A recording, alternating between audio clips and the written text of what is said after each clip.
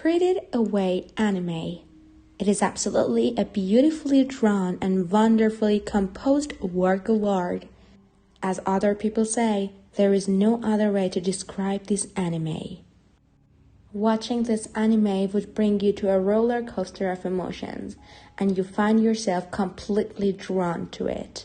Hello everyone, welcome to Trixie channel. Here we are today to talk about the famous anime Spirited Away and review this anime. So would you please accompany us to the end of the video to see if this anime worth watching or not. The word magical is a word that it is used casually because of movies and films like this. The films about fantasy and childhood and everything that brings you to a good memory. And yes, this one really deserves this. It is a magical anime, an enchanting feature from the Japanese animator Hayao Miyazaki, which left me feeling lighter than air. It is a beautifully drawn and wonderfully composed work of art, as I said to you, and yes, that's the best way to describe it. Of course, there are actually many Western influences and resemblances like Homer's Odysseys or Lewis Carroll, or even L. Frank Baum and maybe even The Sacred Garden. But it's undoubtedly in a class and genre of its own. For example, like its alien, exotic qualities, all the more intense for a non-Japanese audience, are part of how extraordinary pleasurable it is to watch. In the anime, Miyazaki begins with a very real picture of family life.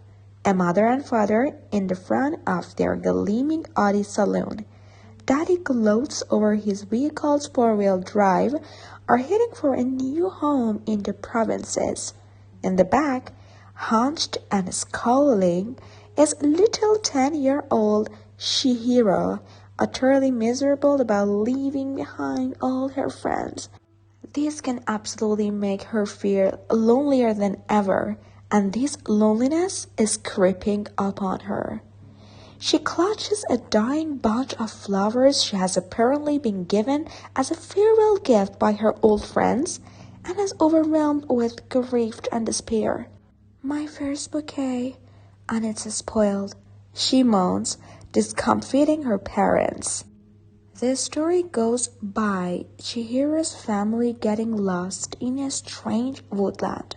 They park the car and walk through a tunnel carved in a red sandstone edifice to emerge in what the father airily announces must be a deserted theme park. Chihiro watches in horror as they then tuck in to a buffet mysteriously laid out for them and turn into a couple of fat, slobbering pigs. Chihiro finds herself a wanted human fugitive in a divine bathhouse come recreation zone, a place where 8 million gods come to rest their bones. There are different creatures of all shapes and sizes. She is obliged, according to her own rules, to tolerate Chihiro as long as she is prepared to do useful work. So she is made to scrub out a huge tub, preparing for the arrival of a noisome slime monster, a Jabba the Hutt lookalike. In all this, Chihiro is helped by her only friend, a slightly older boy called Haku.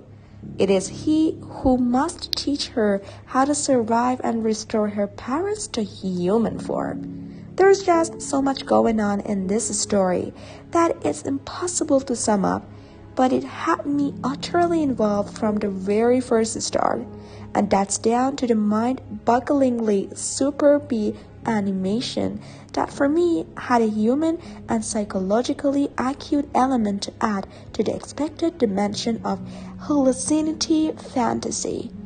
It's this that makes the claim of masterpiece so plausible, that and the wit, playfulness and charm that Miyazaki mixes into the proceedings.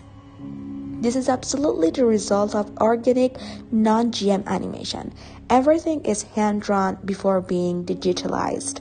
Yet, it has a dazzling quality that I have come to associate solely with the new generation of animators and FX stylists. a fleetness and lightness in the way it switches from the close-up on a deft little side gag or a sweet character observation. As I said before, this is absolutely a masterpiece. It's a must-watch movie or a must-watch anime. You should really just go deep into it and think thoroughly about the movie, because you don't understand how it goes if you don't really think of it. Overthinking of it. So what do you guys think about this anime? Have you ever watched it before? Do you know the whole story? And tell me, what are your critics about it? Write us here in Trixie channel. We will be more than happy and pleasure to answer all your comments. Until the next video from Trixie channel.